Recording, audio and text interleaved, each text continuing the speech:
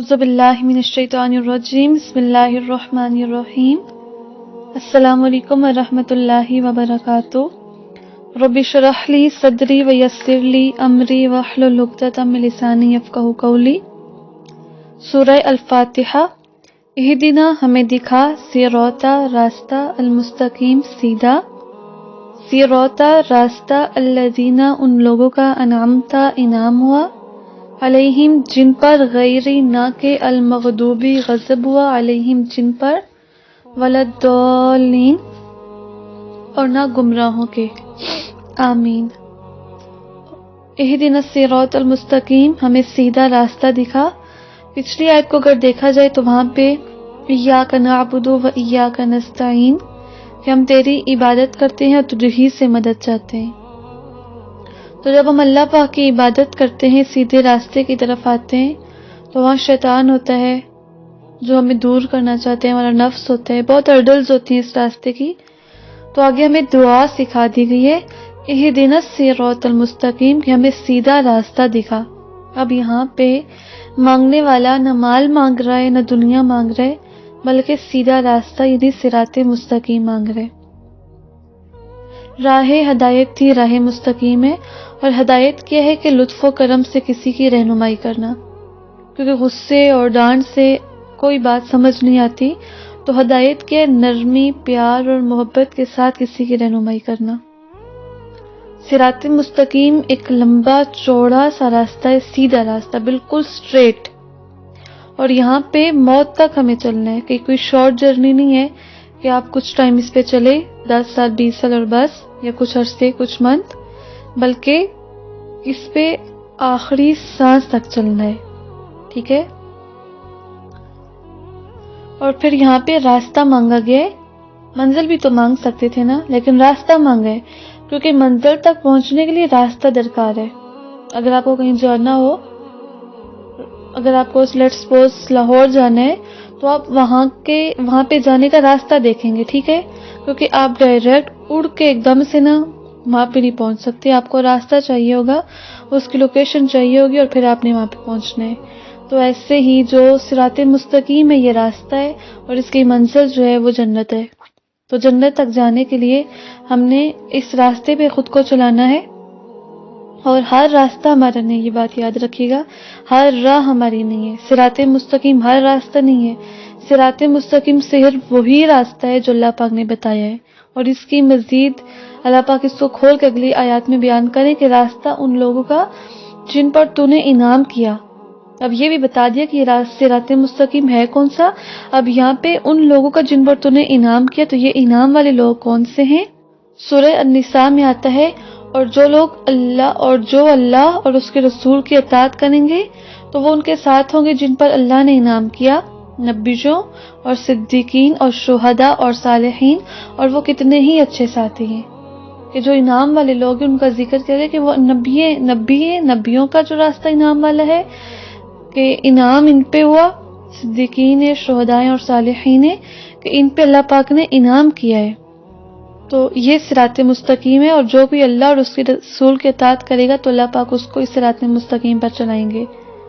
اور یہاں پہ راستہ مانگا گیا ہے نیک لوگوں کا، ٹھیک ہے، صراط الذین انعمت، کہ راستہ ان کا جن پر تو نے انعام کیا، نیکوں کا پلو نہیں پکڑا گیا۔ تو شخصیت پرستی کی جڑ کاٹ رہی ہے یہ آیت، کہ اپنا رول ماڈل دی بیسٹ رکھو، تقوی اختیار کرو، اسلامی تعلیمات پر عمل کرو، ان کے اکارڈنگ چلو، ٹھیک ہے۔ ایک پراپر نمونہ تمہیں دیا گیا ہے محمد صلی اللہ علیہ وسلم کی صورت میں، کہ انہوں نے ایک چیز پر عمل کر کے دکھایا، کہ جو بھی اللہ پاک نے حکم دیا انہوں نے اس پہ عمل کر کے دکھایا۔ تو اس کے اکارڈنگ اس راستے پہ چلو، اور پھر سیدھے راستے پہ آنا بڑی بات نہیں ہوتی، اس پہ قائم رہنا بہت بڑی بات ہوتی ہے، کہ جہاں منزل ہے وہی راستہ چننا ہے، بیچ میں گم یا ادھر ادھر نہیں ہو جانا، کہیں اور کسی خوبصورت راستے پہ نہیں چلنے لگ جانا جہاں ہماری منزل نہ ہو، ٹھیک ہے۔ کہ جیسے آپ نے جانا لاہور تھا، اور اگر آپ لاہور کے راستے کے سائن بورڈ جو ہیں وہ اتاریں اور وہ ایبٹ کے راستے پہ لگا دیں، اور آپ کہیں کہ میں لاہور جا رہا ہوں، تو سائن بورڈ آپ نے بدل دیے تو اس سے آپ کی منزل نہیں بدلے گی۔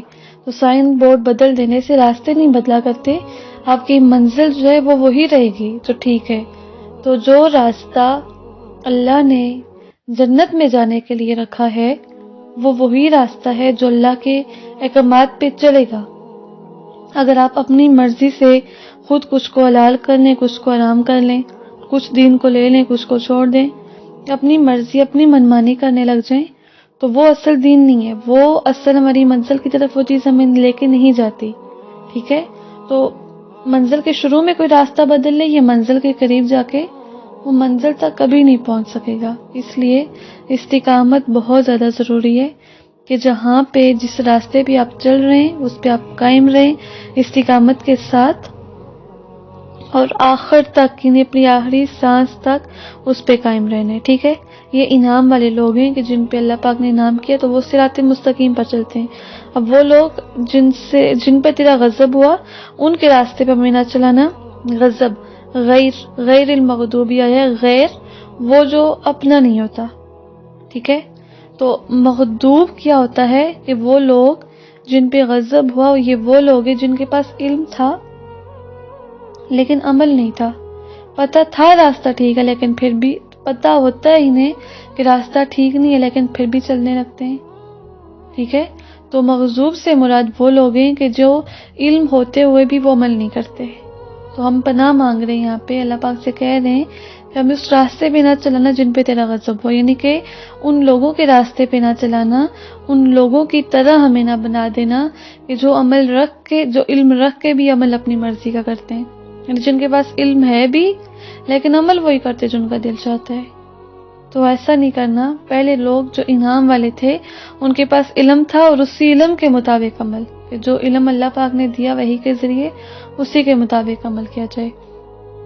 اور ضالین سے مراد وہ لوگ ہیں کہ جنہیں نہ علم تھا اور جب علم نہیں تھا تو عمل وہ اپنی مرضی سے پھر کرتے رہے، کہ جنہیں راستہ پتہ ہی نہیں ہے، ایسے ہی دو ددر جس کی مرضی وہ وہیں اسی سائڈ پہ چل پڑا، ٹھیک ہے؟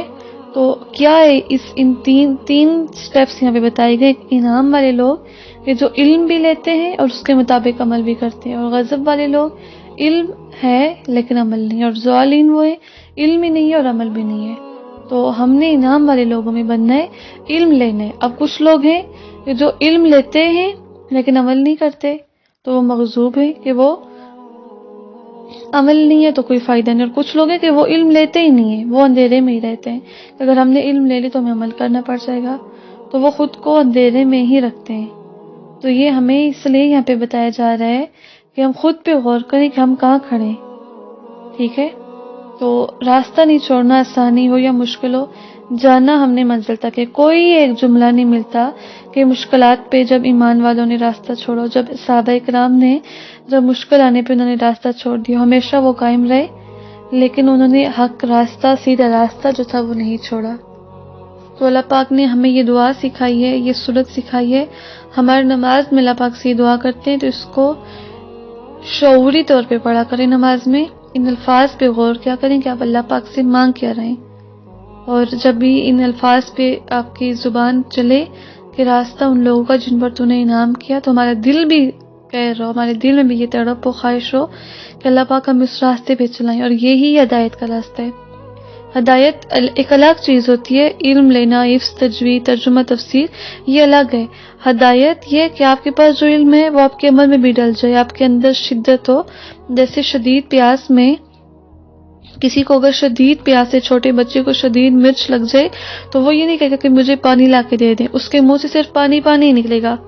تو دعاؤں میں ہدایت، تڑپ ہونی چاہیے، ہماری جذبات اہم ہوتے ہیں دعا میں، تو ہم تڑپ کے ساتھ دعا کرنی چاہیے، اور اللہ پاک کا ہر ایک حکم ماننا ہے، اور علم سیکھنا بہت ضروری ہے، اور ساتھ میں اللہ پاک